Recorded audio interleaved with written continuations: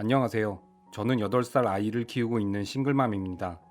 2021년 저희 아이는 거구의 성인 남성에게 일방적으로 폭행을 당했습니다. 그뿐만 아니라 무단 침입, 절도, 스토킹의 피해도 입었습니다. 하지만 수사관은 위협하려는 행동으로 보이지 않기에 혐의가 인정되지 않는다며 기소유예 판결이라는 도저히 이해할 수 없는 판결을 내렸습니다. 이 기소유예는 폭행에 대한 처벌이 아닌 무단 침입, 절도, 스토킹에 대한 판결이었습니다. 폭행 사건은 제가 따로 신고를 하였으나 즉결 심판으로 벌금 20만 원 미만으로 처리될 뻔했고 국민신문고를 통해 재수사 요청을 해서 겨우 검찰로 송치되었던 것입니다. 저와 제 아이는 가해자에게 사과 한 번 듣지 못했으며 심지어 가해자 부모님에게 온갖 욕설을 들었으며 증거도 없는 일이고 변호사 선임할 테니 끝까지 가보자라며 저를 협박했습니다. 피해자는 어떠한 사과도 피해 보상도 받지 못하였는데 이를 기소유예와 즉결심판으로 사건을 종결해 버리는 것이 과연 맞는 것일까요? 자세한 사건의 경위를 말씀드리겠습니다. 1. 무단침입. 저는 그 당시 일이 있어 아이를 집에 두고 병원에 다녀왔어야 했습니다. 아이를 혼자 집에 두고 나올 순 없어 친구에게 아이를 봐달라고 부탁했고 집을 내놓은 상태였어서 부동산에서 사람이 오면 문을 열어달라고 부탁했었습니다. 평소에도 저와 제 아이의 부탁을 잘 들어주던 고마운 친구여서 항상 부탁해 왔었고 당시에도 그 친구에게 아이를 봐달라고 부탁할 수밖에 없었습니다. 제 친구는 집에서 아이를 돌보다가 누군가 문을 두들기는 소리가 들려 누구세요? 라고 2번이나 물었으나 아무 대답도 없었고 제가 부동산에서 사람이 올 것이라고 말해둔 상태였기 때문에 부동산에서 온 사람일 것이라 생각하며 문을 열어줬다고 합니다.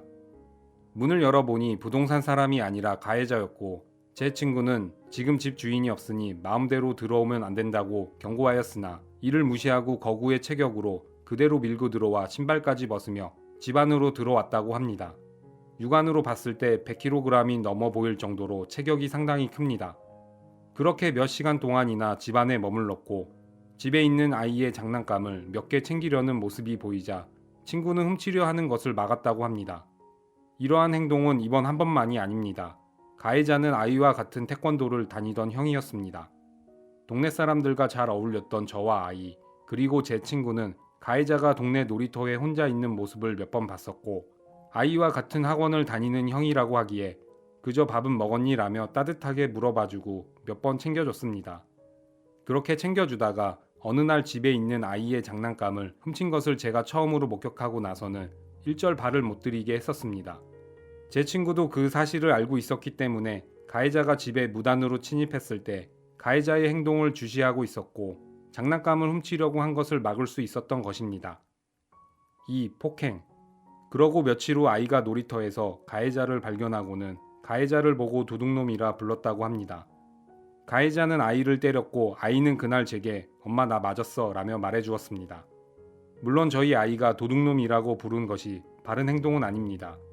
하지만 성인이 이성적으로 판단하지 못하여 아이를 때린 것은 그보다 더 큰 잘못이고 이것은 명백히 폭행입니다. 저는 이 사실을 엄마로서 그냥 넘어갈 수 없었기에 가해자에게 사실을 물으러 갔습니다.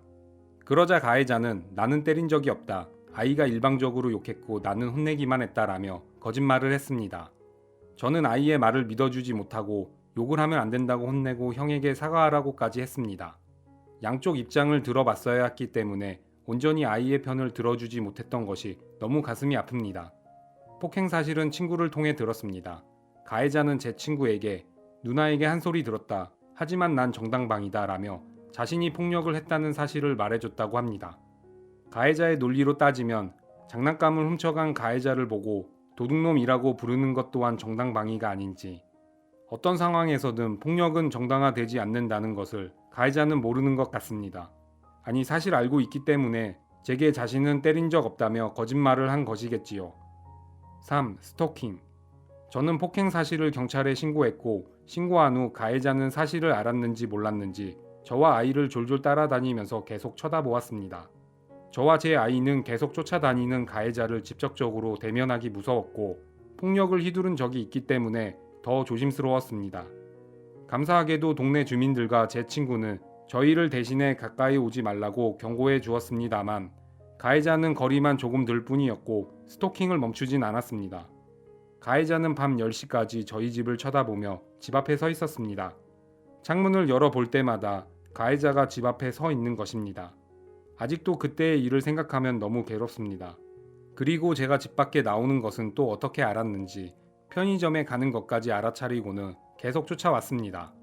스토킹으로도 신고했지만 위협하려는 행동으로 보이지 않기에 혐의가 인정되지 않는다라는 판결을 받았습니다. 이 가해자는 저희 집도 알고 있고 아이를 폭행한 사실도 있는데 어째서 혐의가 인정이 되지 않는 건가요? 가해자에게 폭행을 당해야만, 칼로 위협을 받아야만, 이미 저와 제 아이가 주검이 되어야만 혐의로 인정이 되는 건가요? 그런 일이 일어나지 않도록 보호를 받아야 하는 것 아닌가요? 저와 아이는 도대체 어디 가서 보호를 받아야 하는지 모르겠습니다. 저와 제 아이는 아직도 고통 속에서 살고 있습니다. 그때의 충격으로 아이는 엄마, 그 형이랑 그 형네 엄마랑 아빠 사라졌으면 좋겠어. 우리를 괴롭히는 사람들이잖아. 라고 말합니다. 아이가 받은 상처는 도대체 어디서 보상받아야 하나요? 아이를 혼자 키우다 보니 이런저런 위협에 많이 노출되어 있습니다. 이 밖에도 많은 피해 속에서 힘들게 살아왔고 아직 지킴받아야 하고 보살핌 받아야 하는 작은 아이가 저를 지켜주고 싶다고, 지켜주겠다고 합니다. 법이 피해자를 위해 든든하게 지켜주지 못하는데 어떻게 마음 놓고 아이를 낳고 키울 수 있겠습니까? 저와 제 아이가 받은 상처를 보상받고 가해자가 제대로 된 판결을 받기를 원합니다. 부디 피해자가 억울하지 않은, 아이가 보호받고 키우기 좋은, 여성 혼자 살기 안전한 나라로 만들어주세요. 부탁드립니다.